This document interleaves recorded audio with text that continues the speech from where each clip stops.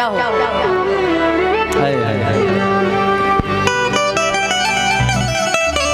मेरा favourite song है, सुना दीजिए। गाना है अनुपमा जी जी जी कि रो लेने दो अपने कंधे पर सिर रखकर मुझे, ये दर्द का बवंडर अब संभाला नहीं जाता। रो लेने दो अपने कंधे पर सिर रखकर मुझे, ये दर्द का बवंडर अब संभाला नहीं जाता। अरे कब तक आंखों में छुपा कर रखूं इन्हें, इन आंसुओं का समंदर अब संभाला नहीं जाता। कैसे कहे बाबा,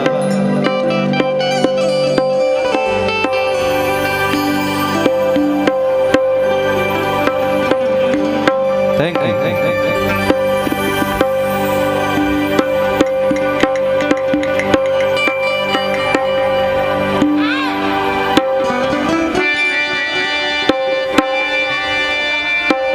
दुगो लइका लइके प्यार करत रहसन,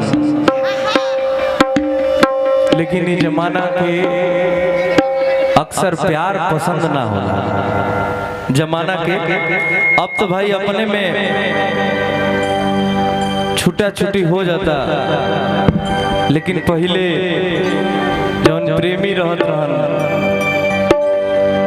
उनका की जमाना बहुत ज्यादा सतावत रहे, दबावत रहे, प्रताड़ित करत रहे, तब वो एक दूसरा के दामन छोड़े के नाम ना लेते हैं। वैसे ही एगो लड़का के प्यार के बियाह कहीं और हो गइल बा, एक दिन अपना छत पर सुतल बा, आसमान में चंदा मामा निकलल बड़न,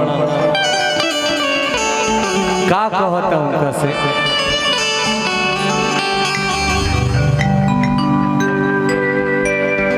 कि जगिया से चल गइली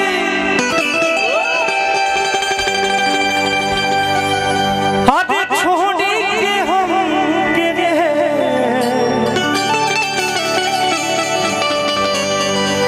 जगिया से चल गइली अरे छोड़ी के हम गे, जिंदगी सुनसान हो कि जाए चंदा ले आवा खबर, चंदा ले आवा खबरिया कैसन बात मोर जान हो, मोर जान हो। जगिया से चल गइली छोड़ी के हम गे, जगिया से चल गइली छोड़ी के हम गे, जिंदगी भर में सुनसान हो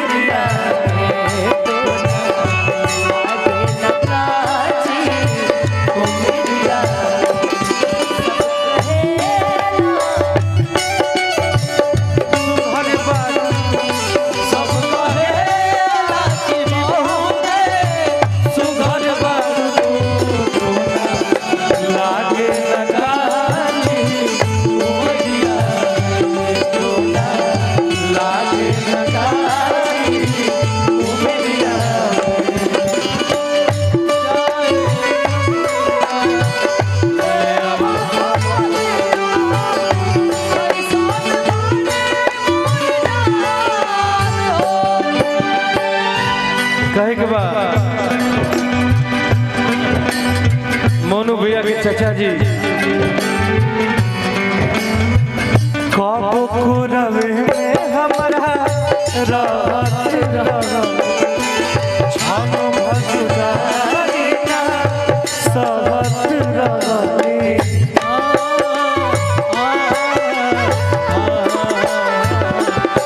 कबो कुरवे में हमरा रात रवनी छन भसुरारी ना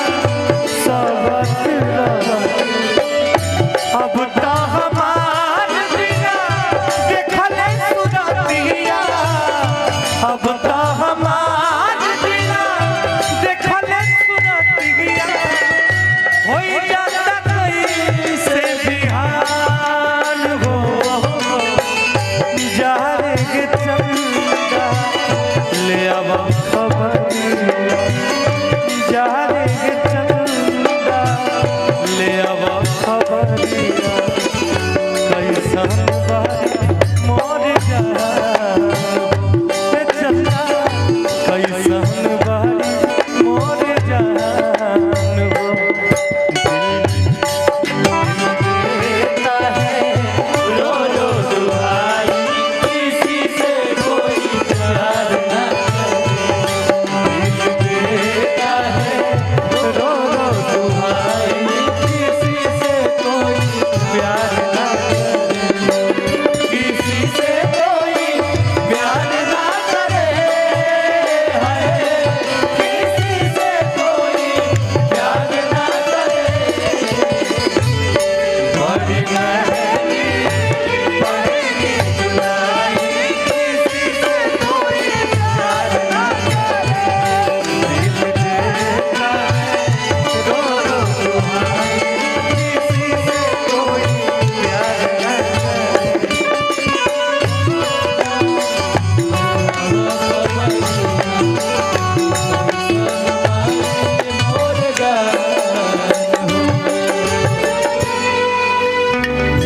हमारे नियन रोवत हुई लोरावे से कजरा के धोवत हुई